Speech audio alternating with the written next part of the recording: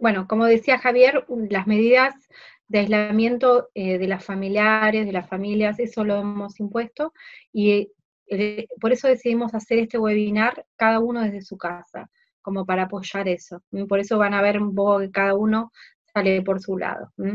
En segundo lugar, vamos a tener la charla del doctor Pablo Saúl. El doctor Pablo Saúl es intensivista y es infectólogo, trabaja en el Hospital Muñiz, en la sala 3, y él nos va a hablar del uso adecuado de los equipos de protección personal, algo que sumamente están preocupados todo el mundo. Así que bueno, esperemos conectarnos con Pablo. Gracias. Hola, ¿me escuchan? Hola, hola. Muy bien, Pablo, compartí pantalla, por favor. Se escucha perfecto. Ahí va, vemos tu presentación. Sí, bueno. Bueno, buenas tardes. Yo soy Pablo Saúl, soy médico infectólogo y terapista de la terapia intensiva del Hospital Muñiz. Y bueno, yo les voy a hablar de, quizás para mí, uno de los temas más difíciles, más controvertidos, y también más difícil de comunicar, cómo uno debe protegerse ante la atención de un paciente con sospecha o confirmación de COVID-19. Cuando uno va a ver distintas fuentes, distintos videos, ustedes van a ver que cada uno hay diferentes variaciones de cómo uno se protege, cómo se coloca y se retira el equipo de protección personal. Yo ahora les voy a dar un marco teórico de esto y el enfoque que tenemos en nuestro hospital, y posteriormente les voy a mostrar un pequeño video de cómo lo hacemos día a día, in situ, en la terapia intensiva donde trabajamos y donde estamos viendo muchos pacientes ya con casos sospechosos o confirmados de COVID, y cómo nosotros lo hacemos en la práctica, que eso quizás es lo más importante y quizás es lo que más les sirve. Nosotros al final les voy a mostrar un canal de YouTube, que no lo hice yo obviamente, como han visto no tengo muy buen manejo de esto, pero lo hizo el doctor Chacón, un compañero mío, y en este canal nosotros vamos a subir este video y otros videos que muestran las distintas opciones, los errores que pueden existir, y yo creo que eso va a ser de mucha utilidad. Bueno, uno ve que cuando está atendiendo pacientes con COVID-19, que el personal de salud está muy preocupado. Y bueno, acá tienen algunos reportes, como ven. Por ejemplo, el Medscape reporta en Estados Unidos, dos médicos de emergencia que están en condición crítica. Bueno, y también acá les adelanto, algunos dicen, usamos barbijo quirúrgico, usamos N95. Bueno, antes de que aparezca el COVID, se había demostrado, quizás en parte, de que con H1N1 era muy parecido usar N95 o un barbijo quirúrgico para prevenir influenza en el personal de salud. Y cuando uno va a leer una enfermedad muy relacionada, que es el SARS-CoV-1, vio que en la experiencia de Canadá, en el 2003, cuando los anestesiólogos empezaron a intubar y no tenían muy buenas medidas de protección personal, un 13% de los anestesiólogos adquirieron el SARS. Y por otro lado, ustedes ven ahí a la izquierda una publicación de Annals, que es una publicación muy interesante que se las quería comentar, que es lo que nos puede pasar a nosotros. Un paciente que no cumplía la definición de caso, se interna, tiene una neumonía grave, se intuba, y después de haberlo, también estuvo en BNI, algunos usaron barbijo quirúrgico, otros usaron N95. Y posteriormente el aspirado traqueal viene positivo para COVID. Y entonces esos médicos quedan, 41 médicos o personal de salud, quedan digamos, en observación, y tanto los que hicieron intubación con máscara, con N95, barbijo quirúrgico, o hicieron BNI con cualquiera de los dos, se los siguió, y se vio que ninguno de los 41 adquirieron la infección. Entonces aquí esto lleva a mayor controversia en si usar N95, barbijo quirúrgico, eso lo vamos a ir desarrollando de a poco. Cuando el personal de salud se pregunta cuál es el porcentaje de personal de salud que se infectó. Bueno, China dice que alrededor del 3,8% de los pacientes en China eran personal de salud. Hay un estudio muy interesante que todavía creo que no se publicó, solamente lo vi en la página del Servicio de Salud de Holanda, en donde ellos testearon en forma al azar a todos los médicos que estaban en contacto con COVID, estén o no con síntomas, y ellos vieron que 4% del personal de salud el test fue positivo, y en algunos centros hasta el 10%. Es decir que existe la posibilidad, y bueno, está bien que nos preocupemos. Y también la pregunta que uno se hace después es si estos médicos, si la adquirimos en el hospital o en la comunidad, cuando ya hay una circulación sostenida de la enfermedad. Y esto sería muy importante que surjan estudios para responderlo. ¿Y cómo debemos protegernos? Bueno, existen varias propuestas, y eso depende también del ámbito de actuación, dónde vamos a trabajar, en el triage, en la sala, en la terapia intensiva, qué recursos disponibles tenemos. Es decir, uno puede recomendar barbijo N95 a todo el mundo, pero puede ser que al principio lo tenga, y cuando la epidemia o la pandemia se agrave, haya una falta de disponibilidad. Y lo que es muy importante, y creo que no se está incluyendo en la protección del personal de salud, es el testeo rápido y el resultado rápido. Porque cuando tenemos el resultado rápido, los casos sospechosos se descartan o se confirman, y esto nos permite bajar la angustia y disminuir el uso de insumos.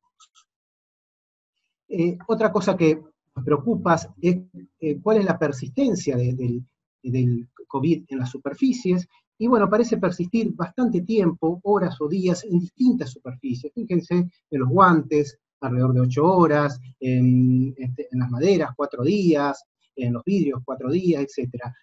Pero recuerden que si bien persiste, con una simple desinfección con etanol al 70%, o hidroclorito de sodio, uno lo puede eliminar en 1 a 5 minutos. Y esto habla de la importancia de la desinfección adecuada de las superficies y del lavado de la higiene de manos.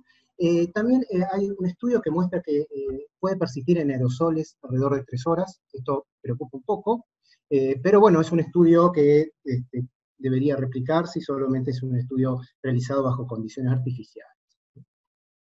Entonces dijimos que es fundamental la higiene de manos.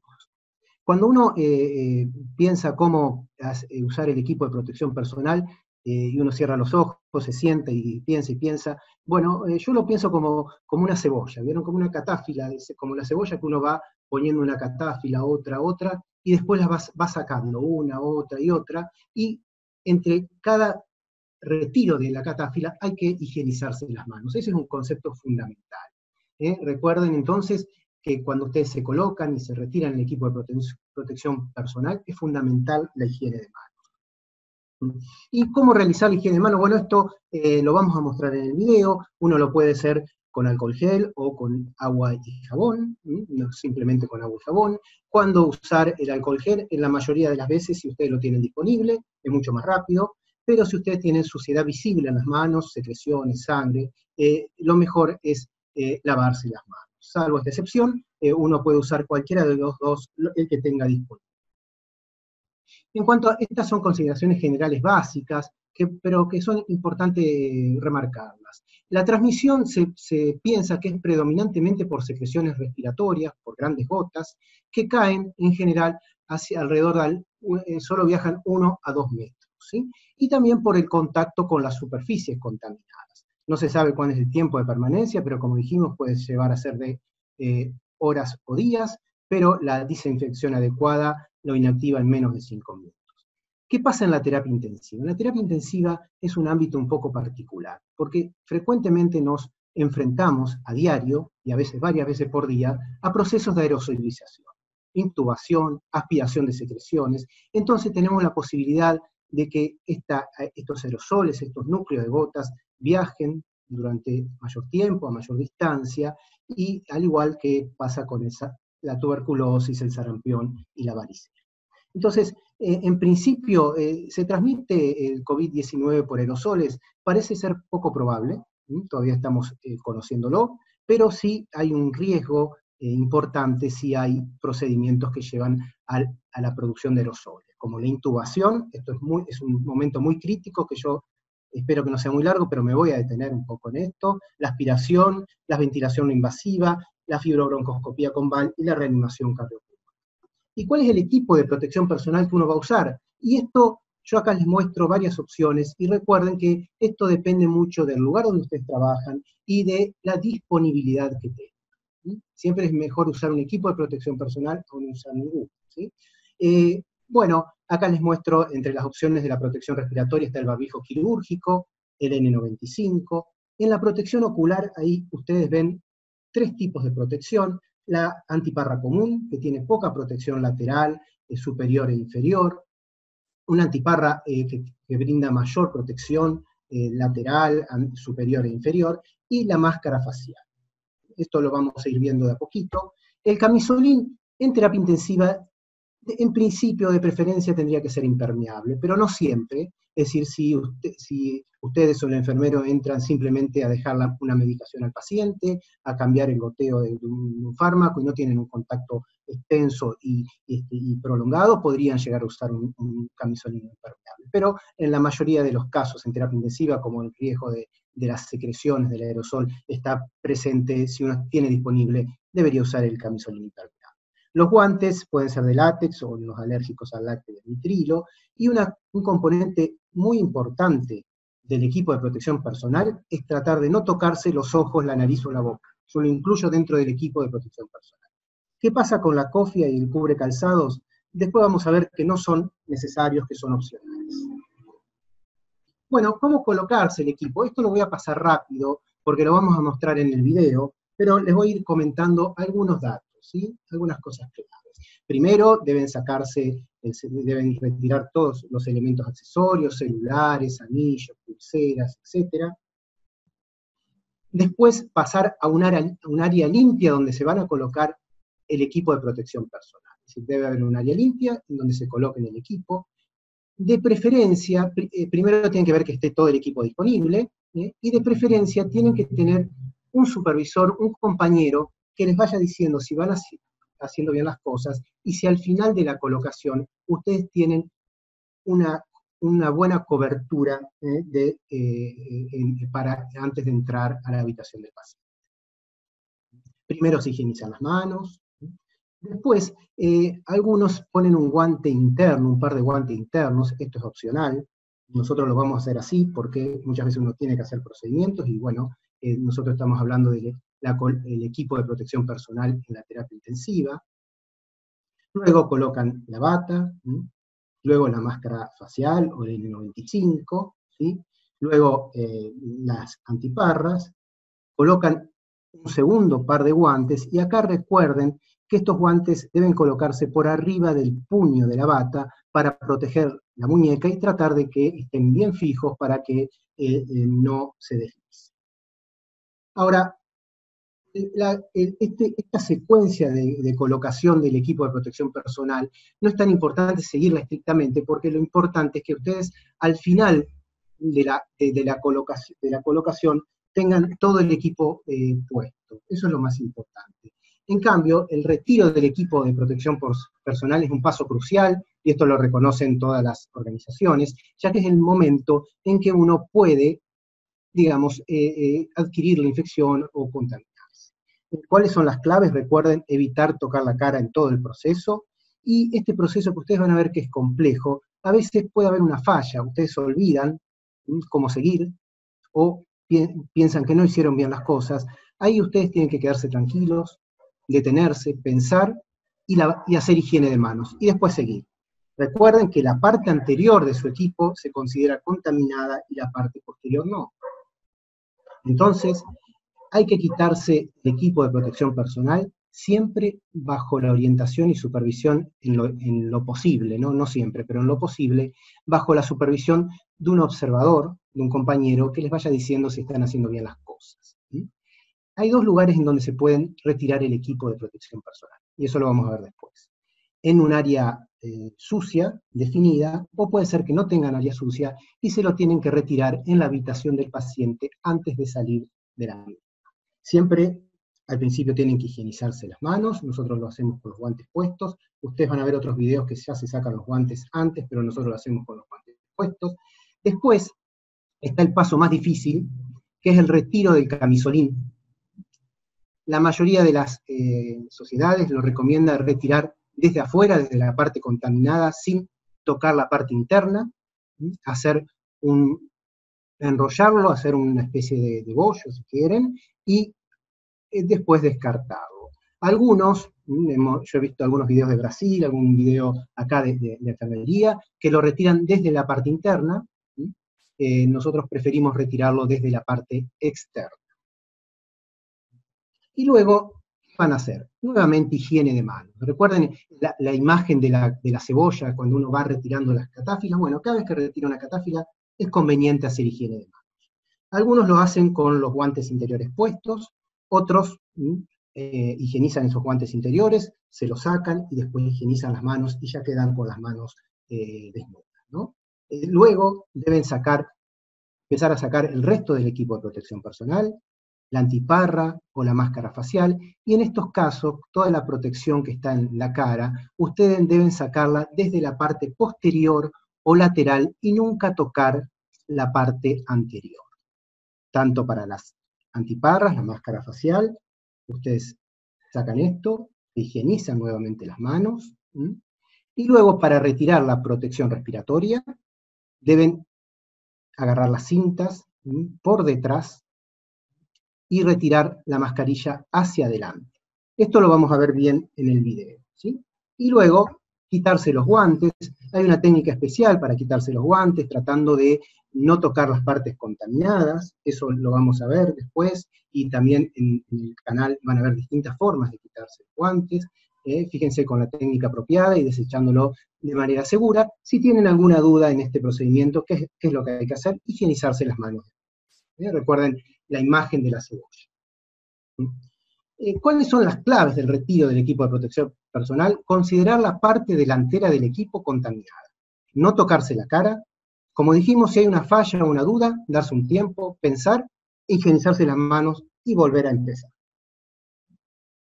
Bueno, y bueno, ustedes lo estamos viendo en los medios, el equipo de protección personal de tipo ébola.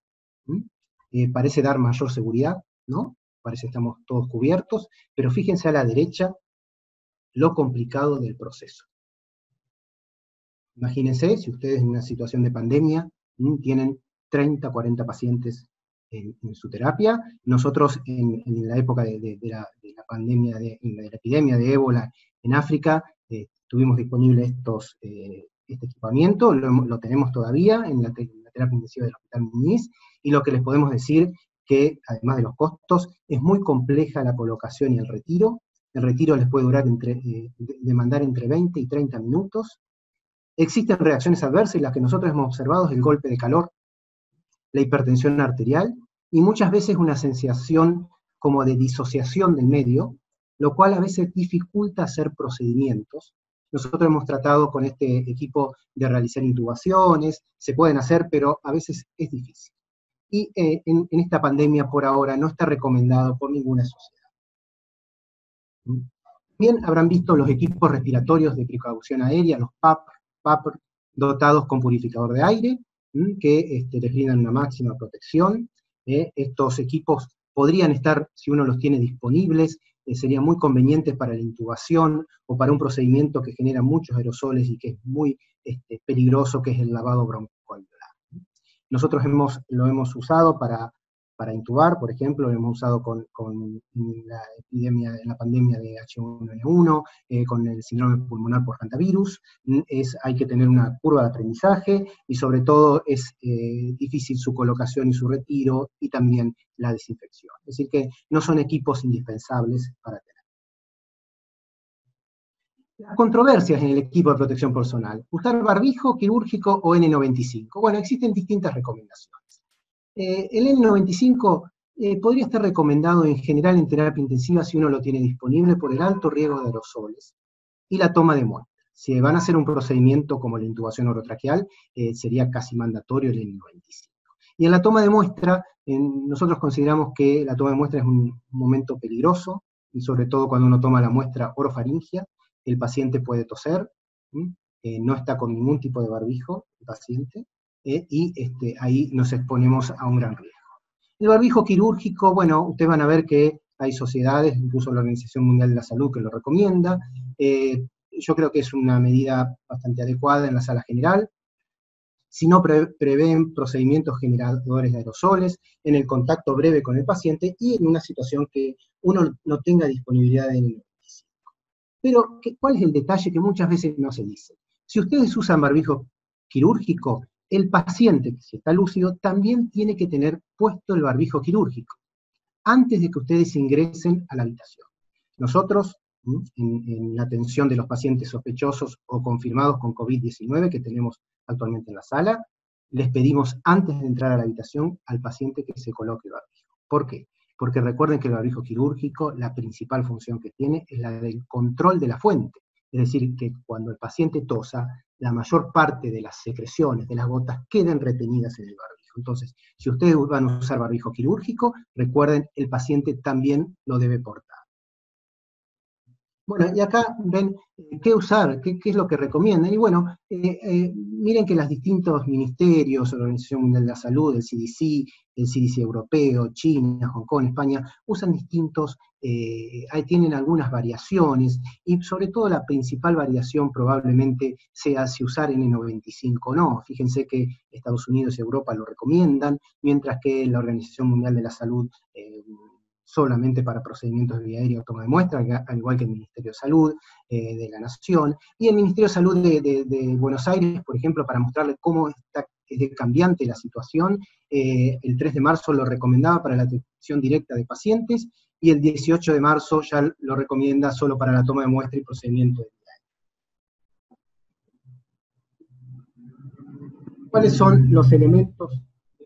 En cuanto al barbijo quirúrgico, entonces dijimos, la principal función es evitar la dispersión de gotas al toser el paciente, es el control de la fuente. Por eso es fundamental, y lo repito, que el paciente se coloque el barbijo al ingresar el personal de salud.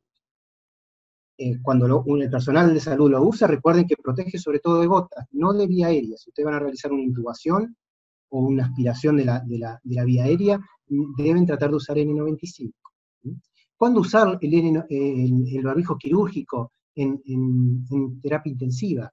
El paciente, los familiares, y si tiene un contacto muy breve con el ámbito del paciente.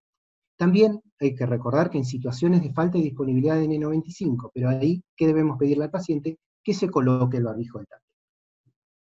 Y el N95 protege de gotas y vía aérea. Los N95 se han ideado para un solo uso, pero esto no es práctico en situaciones de brote. Entonces, ¿qué pasa en situaciones de brote? Nosotros lo usamos varios días, ¿no? Esto es lo que ha pasado en H1N1, lo usamos con éxito, con buenos resultados, alrededor de 14 días, y recuerden que en la tuberculosis se usa en promedio 14 días, algunos dicen que si hay un trabajo muy intensivo con el paciente de más de 4 horas diarias, usarlo solo 7 días, cuándo cambiarlo antes si se moja, está sucio o les cuesta respirar. El test de ajuste, que después lo vamos a ver, es esencial, es decir, ver que el barbijo no fugue, no tenga pérdidas, y lo que se recomienda en la actualidad es que luego que lo usan, lo guarden en una bolsa de papel, en lo posible de un solo uso, esto a veces es difícil, hay que tener varias bolsas de papel, o colgado en la pared, de un perchero, pero separados de otros barbijos, pero no se recomienda ni dejarlo en el bolsillo ni en la bolsa de plástico, porque las bolsas de plástico son muy húmedas y favorecerían la persistencia.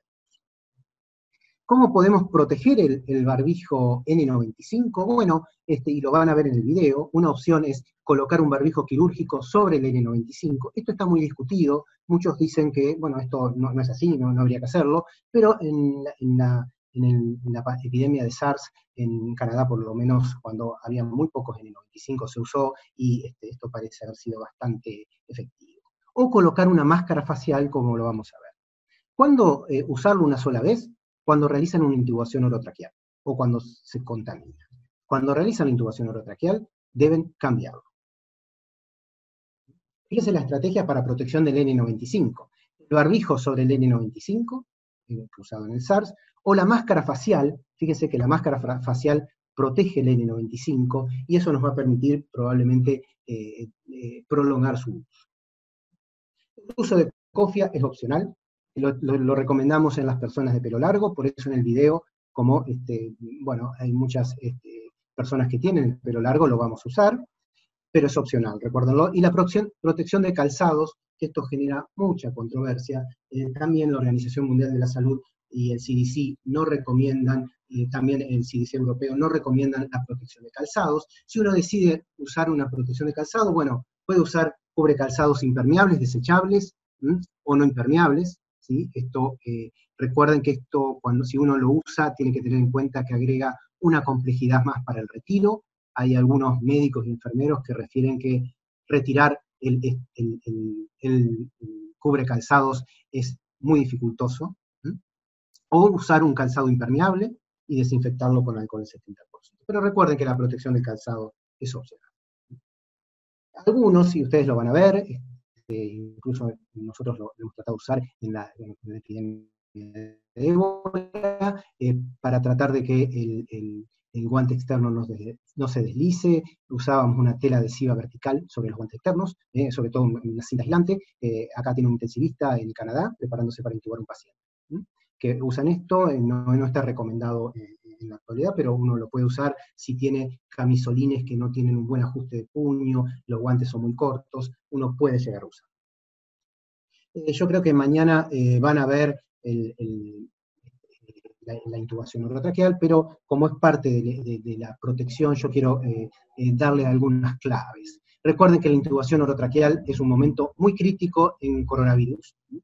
Debe realizarse por personal experimentado, con un equipo de protección máximo, protección ocular, N95, camisolín resistente a fluido y guantes. Reducir al mínimo el personal presente, no más de 2 o 3, médico, enfermera y kinesiólogo. En lo posible, no hay que realizar ventilación manual con AMBU, preoxigenar con una máscara reservorio, ya que la ventilación manual con AMBU es un momento de peligro, y si lo usan, fíjense acá la imagen a la derecha, ¿sí? Tienen que colocar entre la máscara y el AMBU, no sé si lo ven, un humidificador con filtro, lo que se llama HMF, y coaptar bien, obviamente, la máscara a la cara del paciente. Pero siempre recuerden este detalle, ya prepárenlo cuando van a intubar, entre la máscara y el AMBU, usar un HMF. Realizar secuencia de intubación rápida. No lo dejen que el paciente tenga reflejo toxígeno. Realicen un sedante, primero propofol o midazolam, y un bloqueante neuromuscular. No realicen intubación vigil, ¿sí?, de rutina. Siempre que ustedes van a intubar, preparen el respirador y colóquenle antes de la I el HMF. Entonces ya colóquenlo, ¿sí? Cuando lo siempre que van a conectar el respirador al tubo orotraqueal, ¿sí?, primero insuflen el manguito. Ese es un detalle importante, si no pueden generar aerosoles. Uno a veces, lo que recomienda por una cuestión de sentido común, que probablemente sea mejor intubar con mandril, porque si el paciente tiene un reflejo toxígeno, bueno, gran parte de las secreciones van a quedar obstruidas por el mandril. Luego recuerden remover adecuadamente el equipo de protección personal y evitar tocar el cabello o la cara, y desinfección adecuada del material usado en el laringoscopio usando el equipo de protección personal. Fíjense esto. La intubación orotraqueal es mejor realizarla con una máscara facial. Fíjense la protección adicional que les provee. Esta es una máscara facial que se ha comprado en una institución privada en donde yo trabajo. Fíjense que les protege no solo gran parte de la cara, el barbijo N95, y también protege gran parte de la parte superior de la cabeza.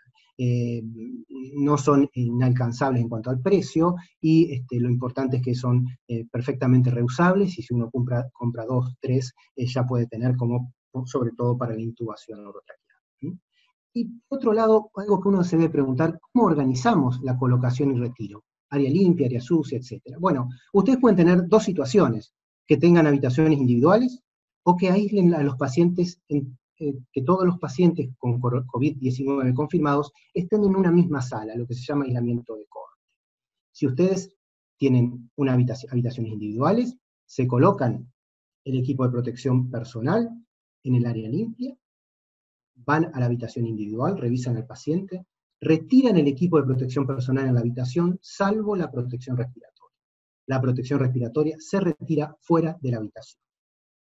Ahora, si ustedes tienen un aislamiento en cohorte, en sala, es preferible que ustedes tengan un área limpia al ingreso, revisen los pacientes y luego se retiren el equipo en un área sucia. Y recuerden siempre, aunque no siempre se puede, que la colocación y retiro del equipo debe ser supervisado. Nosotros en el video vamos a mostrar la primera opción, ¿sí? Pero en la página del canal de YouTube, después van a tener un video mucho más largo, en donde les vamos a mostrar paso por paso el retiro del equipo supervisado. Bueno, y esto es algo que no se habla mucho. ¿Cuántos sets de equipo de protección personal usamos por caso por día? No hay mucho publicado. Sí, los Centros de Control de Enfermedades de Europa lo han publicado, y ellos dicen que entre enfermeras, médicos, limpieza y otros, por un caso sospechoso, ustedes pueden llegar a usar 3 a 6 sets, ¿sí? Pero cuando se confirma, está en la sala 14 a 15 por paciente, y en terapia pueden usar 15 a 24. Estos son turnos de 8 horas. Si son turnos de 6 horas, uno puede llegar a usar alrededor de 40 equipos de protección personal por cada paciente en terapia. Por eso esto puede llevar al agotamiento de los recursos. Y por eso yo insisto, y bueno, esto lo hemos hablado mucho con Javier, que es fundamental el testeo amplio y los resultados rápidos para poder decidir si el caso sospechoso se queda como se confirma o se descarta. Esto es fundamental. No podemos dejar a un paciente con un caso sospechoso 48 horas o 72 horas esperando un resultado. Esto tendría que estar en 24 horas. Y recuerden también que uno debe tratar de definir qué son los casos leves y tratar de no internarlos para no sobresaturar el sistema de salud y llevar al agotamiento de los recursos y del equipo de protección personal.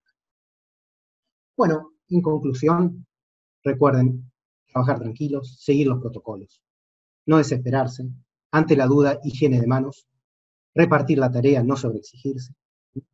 El equipo de protección personal hay que usarlo siempre, varía según el sitio de atención y la realidad local, mucha precaución al retirar el equipo de protección personal, la intubación orotraqueal es un momento crítico, y el diagnóstico debe ser rápido para racionalizar los recursos. Y también, esto no está aquí, pero recuerden, estos son momentos muy estresantes, sobre todo en los que atendemos pacientes con COVID-19, son momentos muy exigentes, y uno debe compartir las experiencias con los compañeros y apoyarse en ellos, y bueno, esto nos va a ayudar y aliviar la carga.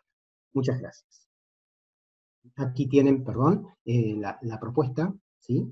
Nuestra de la colocación del equipo de protección personal, que está en este video, en este canal, y bueno, vamos a seguir subiendo otros videos para que vean en forma detallada, y algunos errores, ¿sí? Y también tenemos algún video que muestra cuánto tiempo tardamos en colocarlo y sacarlo, más o menos alrededor de 7-8 minutos pueden sumir todo el proceso.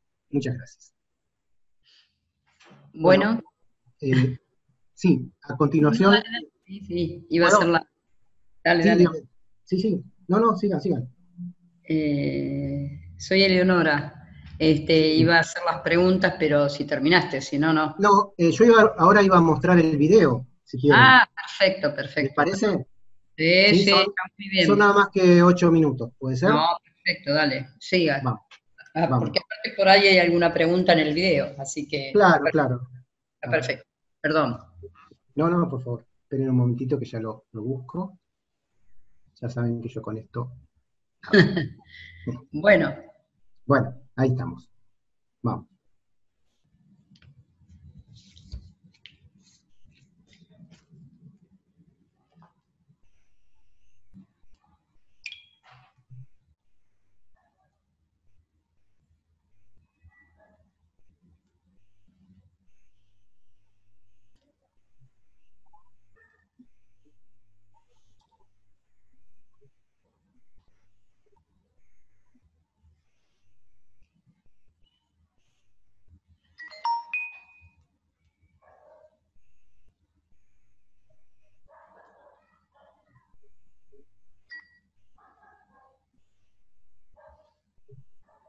¿Pablo?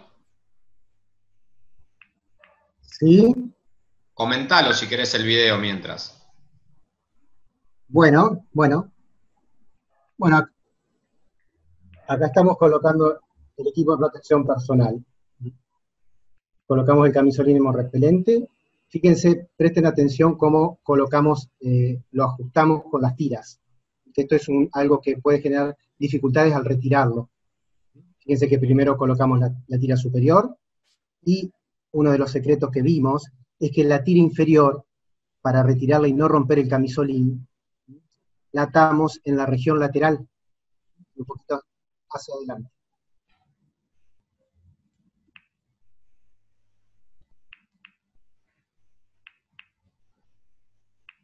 ¿Sí? Ven cómo lo colocamos.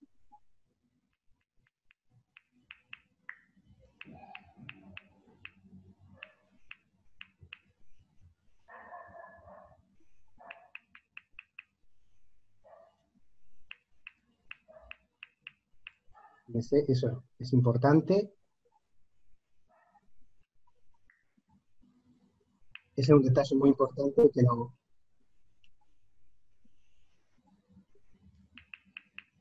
Es un detalle importante que muchas veces nos olvidamos, ¿sí?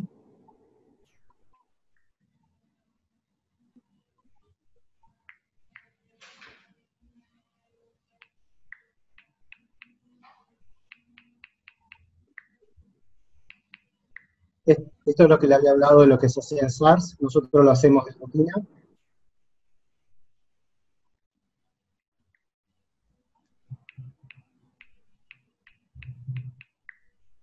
Explica bien por qué el segundo barbijo, Pablo. Volvelo a comentar. Sí. Perdón, paro un poquito. Bueno, nosotros colocamos el barbijo quirúrgico sobre el N95, porque, bueno, en terapia intensiva ustedes pueden tener aerosoles, contacto con gotas, aspiración de secreciones, y el barbijo quirúrgico le va a proteger de esta probable contaminación y va a permitir usarlo más tiempo, ¿no? Eso fue la experiencia en el SARS y nosotros lo estamos usando. Recuerden, y ahora van a ver en el video, que si ustedes usan máscara facial, el barbijo quirúrgico sobre el N95 no es necesario. ¿Seguimos?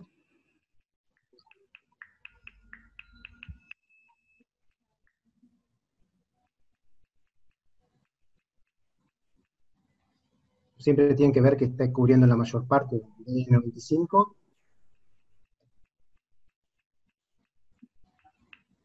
Es el ajuste de la tirita de metal en la parte superior del N95 es muy importante, porque si uno no lo hace bien, tiene el riesgo, y eso nos pasa continuamente, a pesar del ajuste a veces, de empañarse las antiparras, en menor proporción la máscara facial, pero las antiparras. Y recuerden, nosotros lo hemos visto, cuando ustedes entran a la habitación, están 10, 15 minutos con el paciente, van a ver que las máscaras se les empañan y ya no ven nada.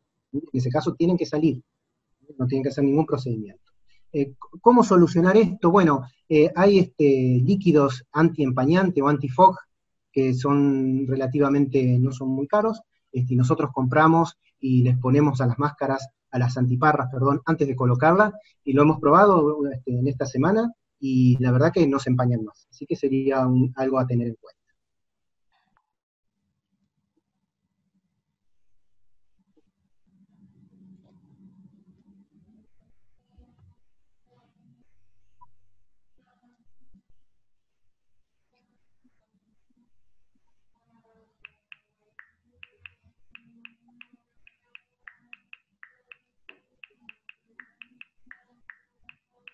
Fíjense que aquí uno tiene que ir verificando que está poniéndose bien el equipo. Nosotros en este caso no tenemos un compañero, ¿no? Un supervisor, y nos estamos mirando en la ventana, ¿sí? Pero es muy importante que ustedes esto traten de hacerlo con un compañero. Primero para que verifique que lo están colocando bien, y que están bien cubiertos, ¿sí? Esto es muy importante.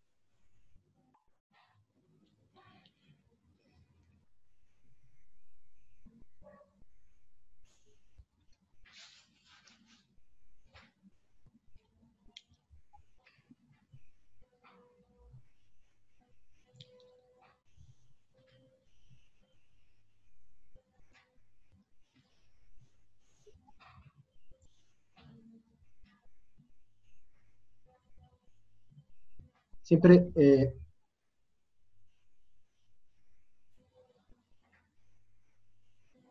siempre cuando colocan los guantes traten que estén lo más arriba posibles, para que no se deslicen. Si ustedes ven que tienen camisolines de muy mala calidad, y guantes, sobre todo los de examinación, que son muy cortos, bueno, una opción es colocar una cinta aislante, digamos, en la parte dorsal y ventral de la mano, para tratar de que queden fijos. Eso vamos a tratar de mostrarlo en el canal que tenemos, cómo se coloca y cómo se retira el equipo en esas circunstancias. Y es muy importante, como lo ven ahí, que ustedes verifiquen que estén bien colocado el equipo de protección personal. No es tan importante aquí el orden que hacen, pero sí que al final esté bien colocado.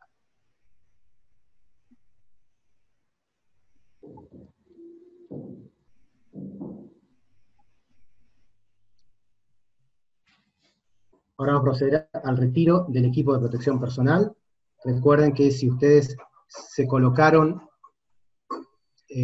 un cubrebotas, un cubrecalzados, lo primero que tienen que retirar en ese momento, bueno, ahí está mi amiga Aurora, perdonen.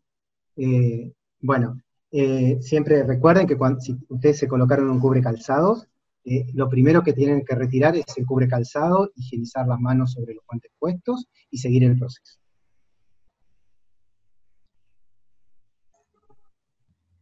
Como esto lo veíamos. Acá les quería comentar, ven que estamos en la habitación del paciente, ya lo revisamos y vamos a salir. Lo ideal es que ustedes se retiren el equipo de protección personal dentro de la habitación a una distancia por lo menos mayor de 1 metro del paciente.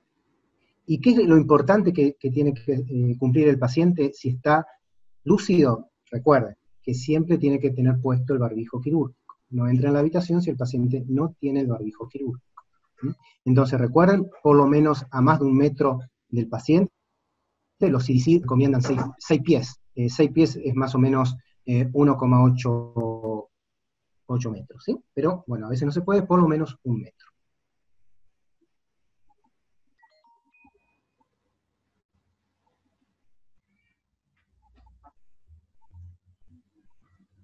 Esto es importante, es decir, si uno tiene doble guante, hizo un procedimiento, por ejemplo, una colocación de una vía central, y quedaron manchados de sangre, nosotros recomendamos directamente no realizar higiene, sino apropiada.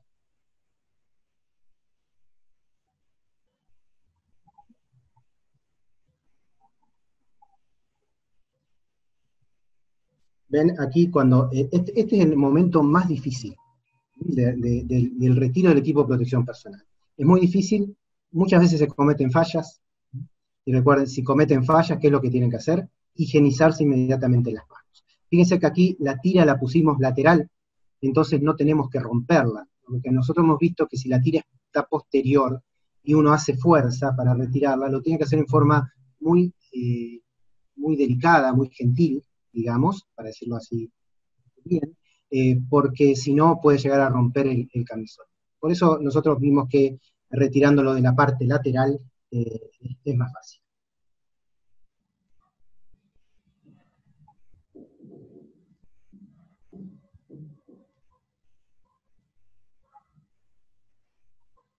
Aquí, después que liberan la sujeción superior, deben tratar de tocar el camisolín desde la parte externa, no tocar la parte interna que no está contaminada en principio. Y tratar de ir enrollando el camisolín sobre sí mismo, y después ir retirando un brazo y el otro.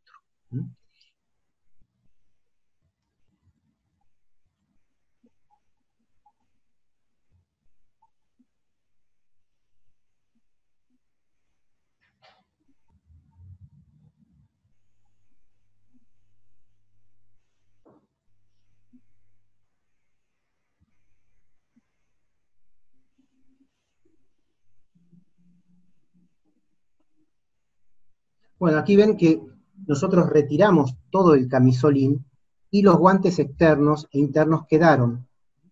Ustedes van a ver en otros videos y recomendaciones, y sobre todo en la época del ébola, que se decía que había que retirar el camisolín junto con los guantes externos, en un solo movimiento.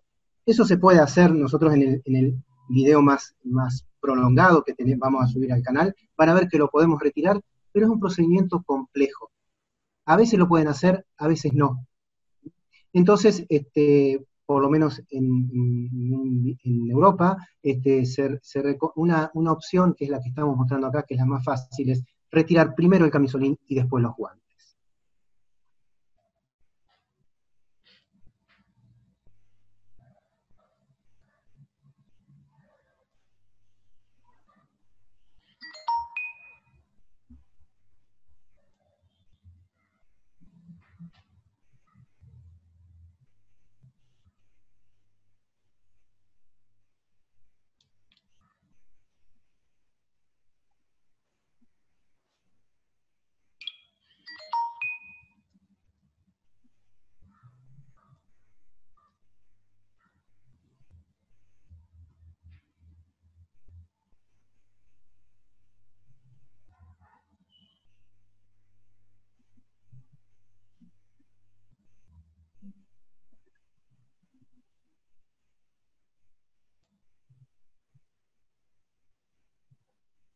Fíjense cómo se retiran los guantes. Hay dos formas de retirarlos, pero siempre hay que tratar de no tocar la parte contaminada. Esta es la forma que más recomienda la Organización Mundial de la Salud, pero hay otra forma que es la que usan los cirujanos. Nosotros grabamos un pequeño video que lo vamos a subir, de un cirujano que nos mostró cómo retiran ellos los guantes sin contaminarse. Puede ser las dos formas, es cuestión de probarlas, ¿no? De ejercitar.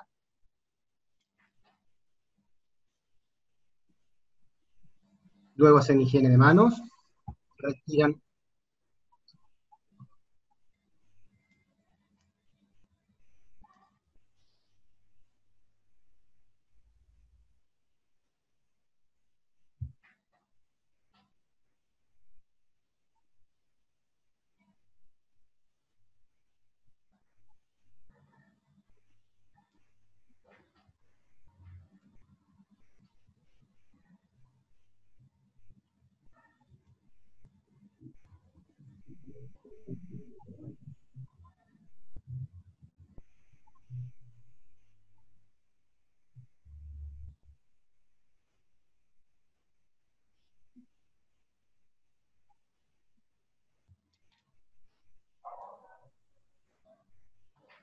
Fíjense que esto es como lo que yo les decía, de imaginar una cebolla e ir desenvolviendo cada una de las catáfilas, y cada catáfila que ustedes sacan, hay que hacer higiene de manos.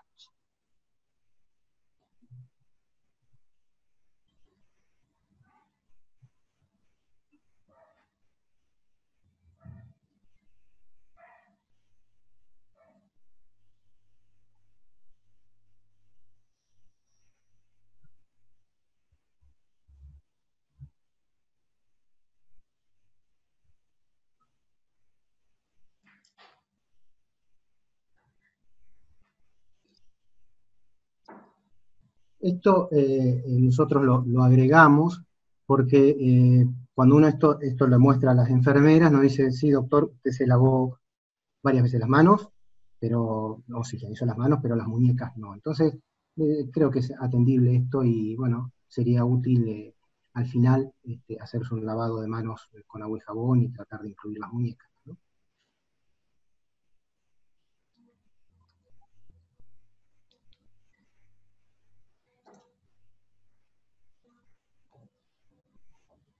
Fíjense cómo guardamos el barbijo en una bolsa de cartón. Recuerden el detalle de poner su nombre en la bolsa de cartón, porque si no, ahí uno se puede confundir y usar el barbijo de otro, lo cual no es recomendable.